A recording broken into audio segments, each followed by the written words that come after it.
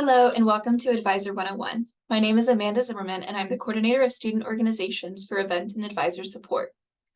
Today, we're going to go over the role of student activities, the student org basics, what it means to be an advisor, advisor logistics and responsibilities, policies and procedures, and a quick org sync tutorial. At UNT, student activities is comprised of three main portions: student organizations, campus-wide events and spirit and traditions, and off-campus student services.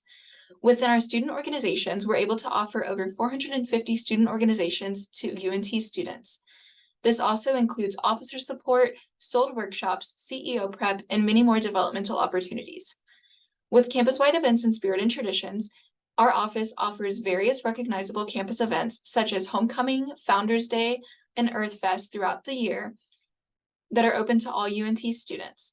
We also are home to the UNT cheer and dance teams, as well as Scrappy and Talons, our spirit organizations.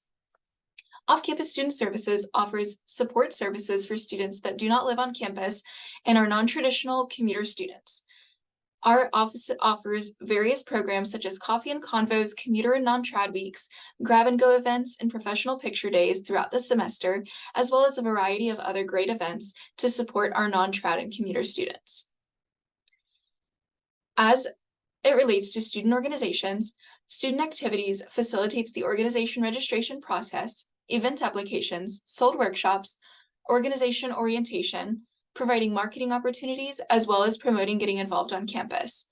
As an advisor, you can connect and interact with our office in a variety of ways, including encouraging your students to attend involvement advising, attending advisor workshops such as this one, notifying us of questions and concerns via phone or email, inviting your colleagues to become student organization advisors as well, and following us on social media. The basics of being a student organization include regular requirements, organization registration information, and more. To be a student organization, you must apply for registration and attend orientation every academic year. Each organization must have 2 designated officers and 1 full-time faculty or staff advisor. Student organizations must also maintain a membership of at least 8 UNT students. Some exceptions can be made based on the organization type, national affiliation, or location of the organization. Organization registration comes with many privileges for student orgs. The privileges of student organization registration include the ability to reserve spaces on campus for events, participate in various student activities events such as homecoming and involvement fairs, have a profile on OrgSync, our student organization database, advertise, and be eligible to receive funds through the Student Activity Student Org Funds or Student Government Association funding. On OrgSync, the only person that can update your profile is the president or primary contact. They will need the number of active members, the information for the advisor, officer information, including name, title, EUID, and email, as well as an updated constitution. As you submit your student organization registration, our processing timeline can be up to 2 weeks, depending on the volume of organization registrations that we have. Once you are officially registered, you'll be notified via email with a confirmation of your status. To be an officer at UNT, you must maintain a 2.4 cumulative UNT GPA. As an undergraduate student, you must be enrolled in a minimum of 6 hours, and as a graduate student, you must be enrolled in a minimum of 5 hours or 3 if you are also completing your dissertation or thesis.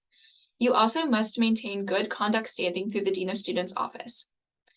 As an advisor, you are expected to be a full-time employee here at UNT, at least 22 years of age, and not pursuing an undergraduate degree.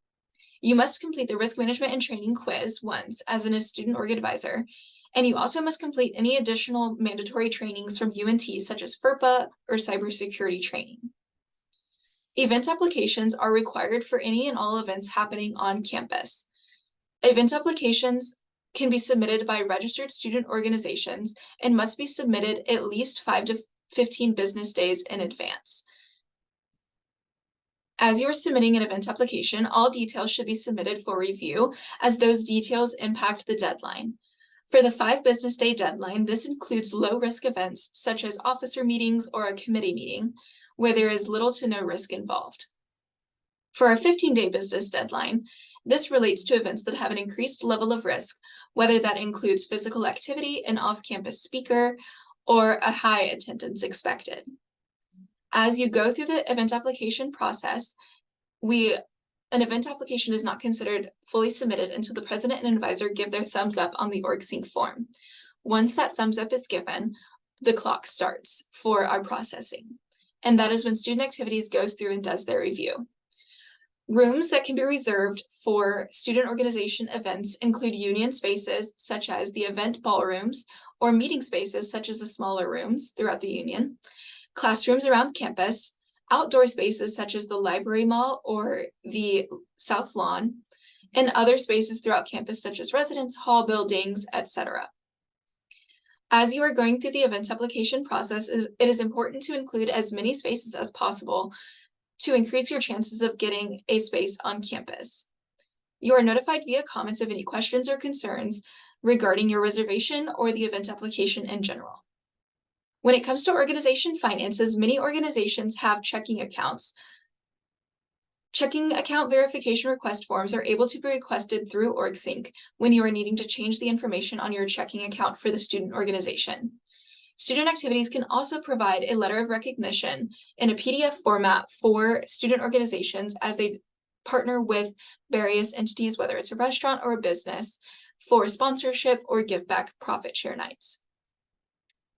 As you navigate having a bank account, an EIN or employee identification number is necessary. You can apply for this at the IRS website, irs.gov. When it comes to taxes, there are two types of taxes to keep in mind as a student organization: state and federal tax. Tax-exempt status can be applied for through the IRS and can sometimes be a long process that includes tax lawyers and CPAs. If you are interested in that process, please reach out to the IRS with any questions that you may have. When you attempt to fund or fundraise, Student Activities is able to provide a letter of support to provide to businesses or restaurants that you are partnering with. You are also eligible for funding through the Eagle's Nest Fund as a registered student organization and the RELP Travel Grant. These two funds through the Student Government Association are for events on campus or travel related to student organizations. There is also the Student Activities Fund that student organizations can apply for. Check out our sold workshop on funding if you're interested in learning more about funding opportunities for student organizations. Various resources for student organizations include the Student Org Space Union 337, which is open to all student organization members as they work on various projects for student organization or they plan different events, etc. We also offer student organization lockers for registered student organizations that need to store items for their organization on campus. These are applied for via OrgSync.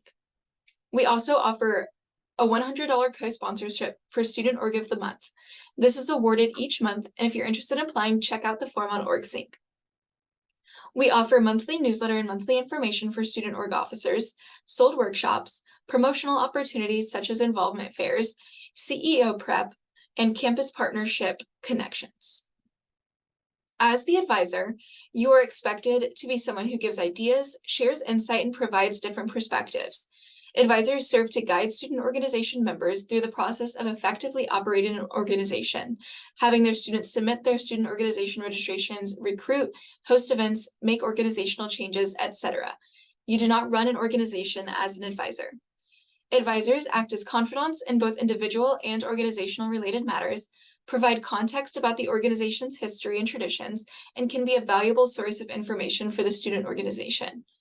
The advisory role also entails serving as a university representative in an official capacity and helping guide the student organization and university policies and procedures, while also serving as a student advocate.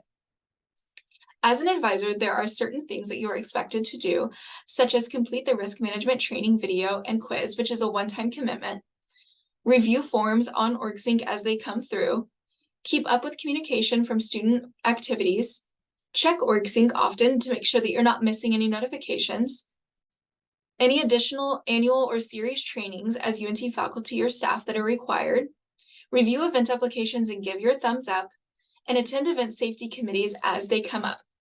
In general, your role as a student org advisor is to support the org. This means responding to their emails, mediating any conflict, providing feedback, attending events, providing encouragement, and so much more. In general, as an advisor, you have a responsibility to the group members to help them find the balance between being a member of an organization and an officer and also being a student. As an advisor, you encourage participation and support and recruit officers and leaders in the organization. You promote accountability, encourage the students, and provide guidance.